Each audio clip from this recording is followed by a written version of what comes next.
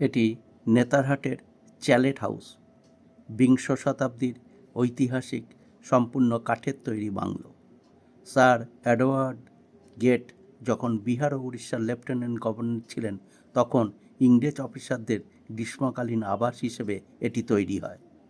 পরে 2004 সালে Latehar district administration এটি সংস্কার করে এবং ভিতরে পুরনো জিনিসের মিউজিয়াম তৈরি করে। এটির কোনো এন্ট্রি ফি নেই, তবে খুবই ভালো রক্ষণাবেক্ষণ আছে। আমরা ভিতরের মিউজিয়ামের প্রদর্শিত পুরনো পেন্টিংস লক্ষ্য করছি।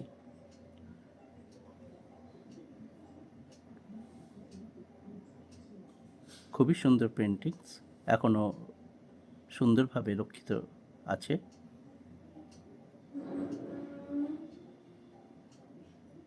অনেক কিছু আছে, সব কিছু তুলে ধরা যাবে না, যেটুকুনি আপনাদের সামনে আনতে পারলাম।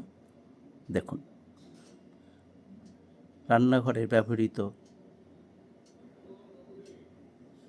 সামগ্রী, শালপাতার তৈরি বর্ষাতি এবং টুপি, এছাড়া তাদের ব্যবহৃত সেই সময়কার তীর ধনুকও দেখা গেছে। এখানেই এই ছোট্ট ভিডিও শেষ করলাম।